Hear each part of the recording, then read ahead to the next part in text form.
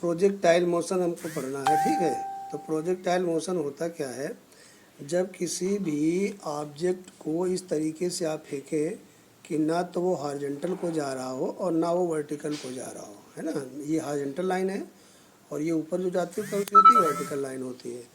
तो ना वो हॉरिजॉन्टल जा रहा हो ना वो वर्टिकल जा रहा हो, जा किधर को रहा हो, हॉरिजॉन्टल और वर्टिकल के साथ में कोई एंगल बनाता हुआ जा रहा हो। मान लीजिए आपने इस तरीके से किसी पार्टिकल को फेंका, ये इसकी इनिशियल वेलोसिटी कितनी है, u है।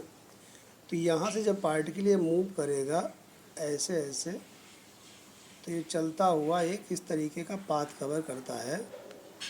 इस पाथ को बोलते हैं कर्व पाथ, ठीक है। और इसी कर्व पाथ को जब कोई भी पार्टिकल मूव करता है तो इसका जो ये मोशन होता है इसको बोला जाता है प्रोजेक्टाइल मोशन, ठीक है।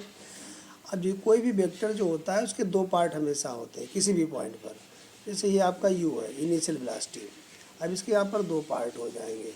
ये मान लीजिए कि एंगल क्या है, थीटा डिग्री पे आपने फेंका, तो इसके दो कंपोनेंट हो जाएंगे। एक हो जाएगा हॉरिजॉन्टल कंपोनेंट जो कि होता है u cos थीटा, और एक हो जाएगा ये वर्टिकल कंपोनेंट जिसको बोलते हैं u sin थीटा।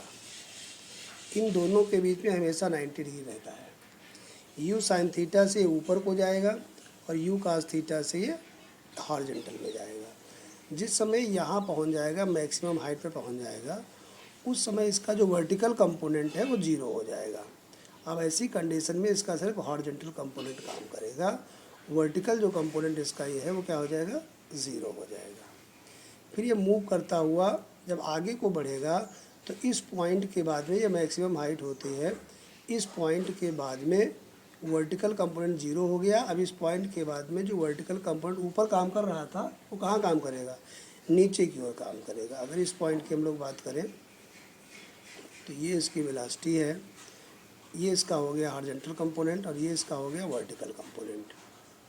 ये हो गया हॉरिजॉन्टल कंपोनेंट और ये हो गया वर्टिकल। तो ये जो वर्टिकल कंपोनेंट अभी तक ऊपर लग रहा था अब नीचे को लगेगा, इसी वर्टिकल कंपोनेंट से नीचे को आएगा, ठीक है।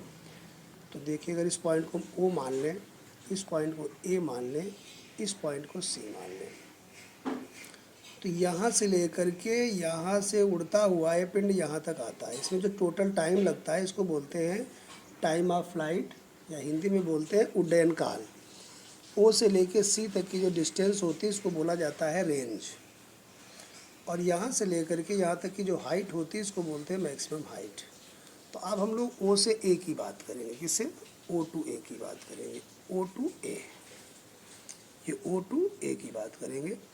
तो O से A तक कैसे जाएगा, इस हाइट से जाएगा, u sin थीटा से जाएगा। और यहाँ पर क्या बताया हमने, वर्टिकल कंपोनेंट जीरो हो गया। तो अगर यहाँ पर हम फार्मूला लगाएं और यहाँ से यहाँ तक जाने का टाइम क्या है, इसका टाइम है यहाँ पर t, टाइम इसका यहाँ पर t है, और जाएगा किसे, u sin थीटा से ऊपर जाएगा। तो इसकी जो इनिशियल वेलोसिटी होगी ये होगी u sin थीटा, और जो फाइनल वेलोसिटी होगी v, ये हो जाएगी ज़ीरो। अब आप जो फार्मूला जानते हो क्या होता है, v = u - gt। तो v की वैल्यू क्या हो गई, ज़ीरो हो गया। u कितना हो गया, u का काम कौन करेगा, u sin थीटा करेगा, माइनस gt। इसको सॉल्व कर लिए तो ये gt = हो जाएगा u sin थीटा। तो t की वैल्यू यहाँ से निकल आएगी आपकी u sin theta upon g। तो O से A तक जाने में टाइम t लगा, जितना समय लगेगा O से A तक जाने में उतना ही समय लगेगा A से C तक जाने में। टोटल टाइम जो होता है उसको बोलते हैं टाइम ऑफ फ्लाइट। तो जो टाइम ऑफ फ्लाइट है इसको हम लोग कहते हैं कैपिटल T। ये हो जाएगा 2 × t, मतलब t की वैल्यू अगर आप पुट कर देंगे तो ये हो जाएगा 2u sin theta upon g। ये वैल्यू हो जाएगी कैपिटल T की। ये क्या हो गया, उड्डयन काल, इसको बोलते हैं टाइम ऑफ फ्लाइट, ठीक है। ये आपका हो गया टाइम ऑफ फ्लाइट। अब बात आती है कि इसकी रेंज कैसे निकालिए। यहाँ से यहाँ तक की जो डिस्टेंस होती है इसको बोला जाता है रेंज। क्या बोला जाता है, रेंज। तो रेंज कैसे निकालेंगे, तो गौर से अगर देखें हम लोग तो यहाँ से यहाँ तक कैसे जाएगा, ऊपर जाता है u sin थीटा से, और इस तरफ वो कैसे जाएगा, u cos थीटा से।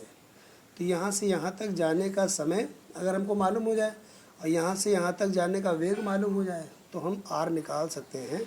तो r हमारी क्या हो जाएगी, r डिस्टेंस ही तो है, r हो जाएगी horizontal velocity, horizontal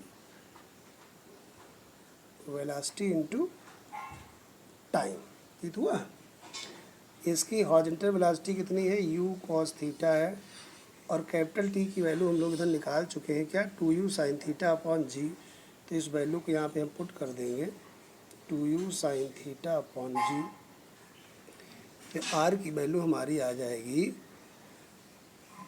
u square 2 sin theta cos theta upon g। ये देखिए फार्मूला एक बन गया, 2 sin थीटा cos थीटा क्या होता है, sin 2 थीटा होता है। तो u स्क्वायर अपॉन जी sin 2 थीटा। यहाँ से हम निकाल सकते हैं, इसकी रेंज निकाल सकते हैं। समझ गए। इसी तरीके इसकी मैक्सिमम हाइट भी निकाली जा सकती है, जो यहाँ से चल करके यहाँ तक गया है पार्ट के लिए, इसको बोलते हैं h। h कैसे निकालेंगे, तो यहाँ से यहाँ तक जाने में हाइट इसने h चला, वेलोसिटी इसकी u sin थीटा रही, समय क्या रहा स्मॉल t। तो इसके लिए फार्मूला क्या लगाएंगे हाइट के लिए, हाइट निकालना तो आपको लगाना पड़ेगा v square is equal to u square minus 2gh। v की वैल्यू क्या हो चुकी, 0 हो चुकी, और ऊपर जाने में u का काम कौन करेगा, u sin थीटा करेगा। ठीक है, u sin थीटा काम करेगा। तो u की जगह पुट कर सकते हो आप u sin थीटा का whole square minus 2gh। 2gh को लेफ्ट हैंड साइड में ले आइए, तो 2gh is equal to u square sine square theta. अब यहाँ से h की वैल्यू हो गई u square sine square theta upon 2g। तो यहाँ से हम h की वैल्यू फाइंड कर सकते हैं। इस तरीके से प्रोजेक्टाइल मोशन में h कैसे निकलेगा, टोटल टाइम ऑफ फ्लाइट कैसे निकलेगा, रेंज कैसे निकलेगी, इस मेथड से हम लोग इसको सॉल्व कर सकते हैं। ओके।